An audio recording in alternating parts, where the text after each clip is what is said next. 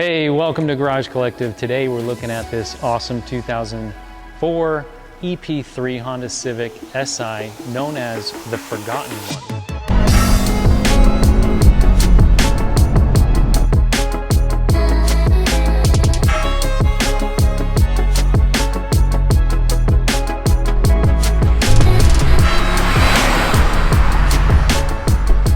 What we're going to be doing here at Garage Collective is reviewing our members' cars to give people a good idea of whether this type of car would be great for them.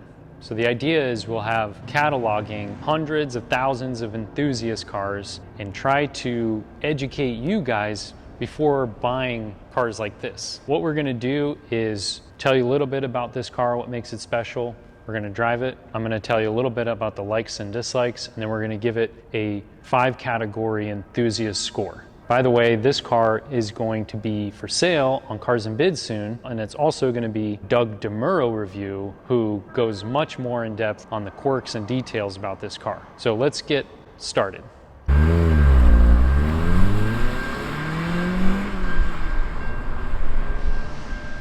EP3 Si is known as the Forgotten One. The reason being is it does have the amazing K motor that everybody swaps into it. It's the K20A motor, which it is a little less rev happy as like the B16 or the B18. It's about 6,800 RPM. But the positive of it is that this car makes a really great bulletproof build if you want to track it. Now this car that we're looking at, I remember Jason has owned for a few years, and it actually only has about 37,000 miles on it, and it's completely stock. There hasn't been any modifications of it. This was exactly what came off the dealer showroom floor.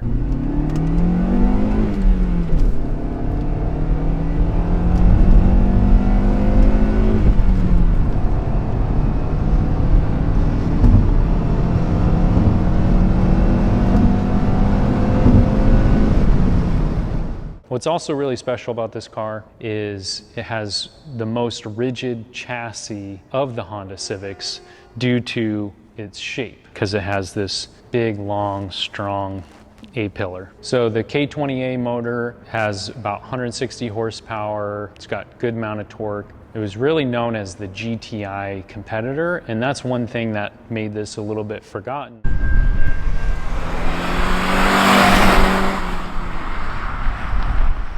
During its time, you could buy a GTI that performed a lot better for only like $1,000 more. If you're a Honda enthusiast and you're looking for something reliable, or you're looking for something to make an incredible build, this might be the car for you. Let's go ahead and take a quick drive of it and see what we think.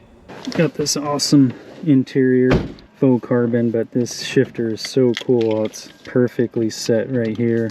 Super clean seats. They're interesting. They're like green, almost like a purplish hue with red stitch. 37,435.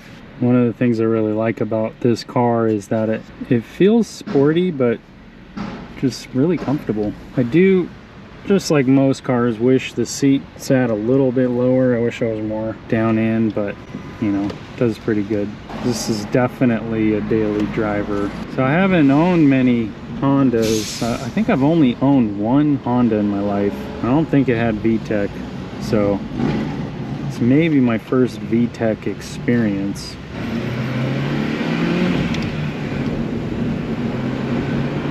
Yeah. Okay. Yeah, this thing wants to cruise. It's peppy. And not crazy power, obviously, but it's fun. Not a lot of engine sound. Yeah, you really need to be in the high RPMs to get any enjoyment out of it, to be honest.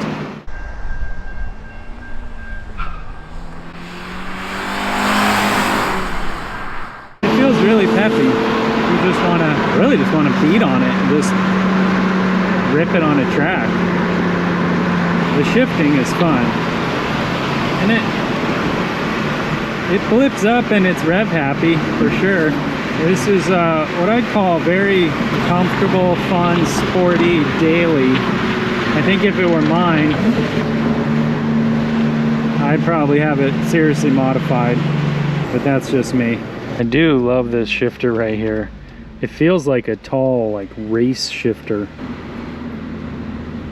Definitely has adequate braking power. No complaints there. Man, it is so quiet. I just don't, I sometimes feel like it's off. It's like an electric car. Like a lot of times I'm like, does this have start stop? And it's obviously too old for that, but. All right, well, that was a fun drive. Let me tell you a little bit what I love about this car and what's not quite my favorite. First off, I love how comfortable, easy to drive, and I love the driving position for the most part. I think it looks good in black. I think it's a good looking car for a 2003. I definitely see why people are really into them. And I think, yeah, overall, super practical, reliable. If it was my car, I'd definitely put a cold air intake on it. I try to do a tune, get a little bit more power out of it, and I'd probably just lower it, different wheels. I like these wheels, but maybe, you know, some cool period correct wheels just to change the overall stance. I couldn't hear this thing at all. So I would cold air intake and a little bit of an exhaust, and I think that's where I would go with it, especially this car. Anything that I would be reversible, I would do. Now's time to give you our enthusiast score of this car. So first up, bang for buck. I'm just reviewing this car, 37,000 miles. I'm not reviewing all of them, just reviewing this car right now we see today. So bang for buck, I'm actually gonna give it a 3. The reason being is because this is so original.